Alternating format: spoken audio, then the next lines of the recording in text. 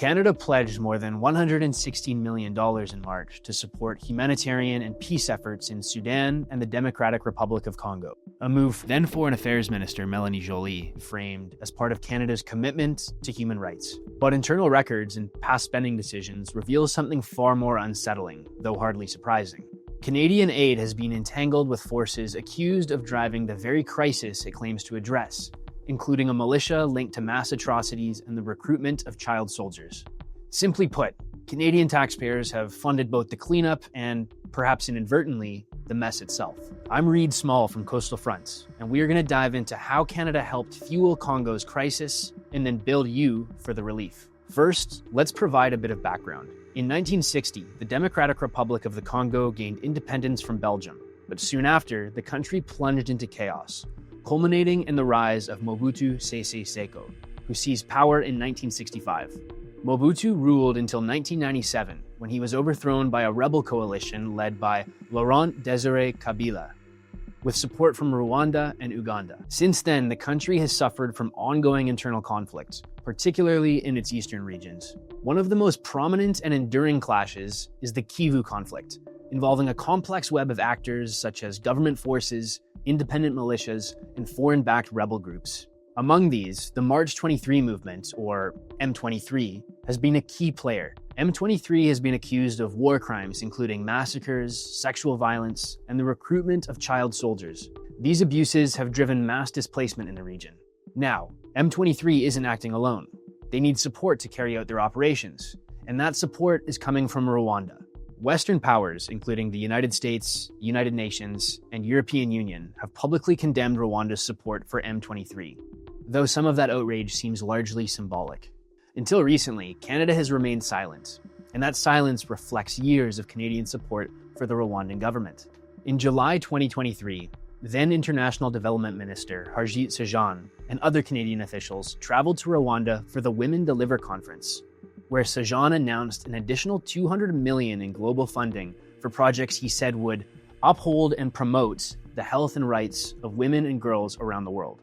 During the visit, Canadian delegates met with Rwanda's ministers of health and agriculture to discuss ongoing partnerships in public health and food security.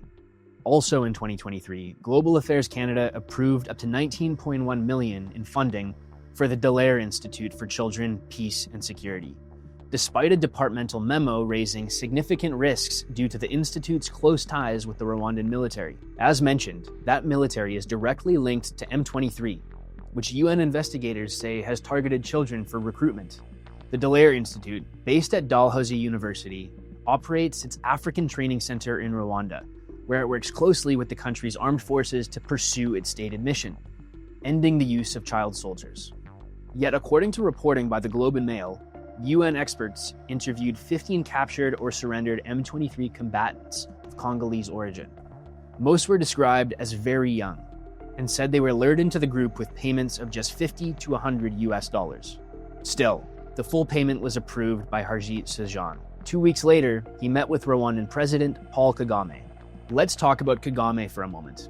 Kagame has ruled Rwanda for more than 3 decades through a dominant party system tightly controlled by the Rwandan Patriotic Front. While opposition candidates exist, those who challenge Kagame's authority have been jailed, exiled, or barred from running.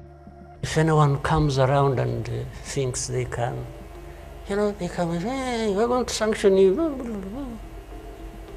What? Go to hell. Just go to hell. Elections have routinely delivered near-unanimous victories, often 98 to 99%. Yeah, I know. Pretty popular guy, right? Until recently, Kagame has been a favored ally of Canada. In 2017, Canada's High Commissioner publicly congratulated him on winning re-election with nearly 99% of the vote. In 2022, former Prime Minister Justin Trudeau met with Kagame in Rwanda during a Commonwealth summit, where he emphasized the importance of democracy, while avoiding any mention of Rwanda's regional aggression or domestic repression. So to see how much Rwanda has developed over the past years, how much hardship has gone through as you continue on your walk towards strengthen democracy, more human rights, stronger economy, better trade, all these things that you have led on, where Canada remains a friend and continuing to work together on. And that measly 19.1 million previously mentioned, it pales in comparison to the more than $281 million in international assistance Canada has directed toward Rwanda since 2017. Yes, 281 million. You heard that correctly. Now, as Coastal Front has repeatedly reported, humanitarian aid isn't always used for humanitarian purposes, despite what the Canadian government would like you to believe. So, what is it being used for? Well, we don't know. It's possible the aid is meant to secure more resources from Rwanda, expand soft power in Africa, or serve some other undisclosed agenda. Any motive could be in play here. The government just hasn't told the public what the funding is really for, beyond using vague, qualitative language. In the end, you, the taxpayer, will front the bill. You are going to pay for the government's failed relationship with an African tin pot dictator, and there's very little that will stop the resulting humanitarian crisis. Thank you so much for watching. I'm Reed Small at Coastal Front, and we hope you enjoyed our report. To learn more about the situation in the Congo, click on the link below to read the full article I wrote.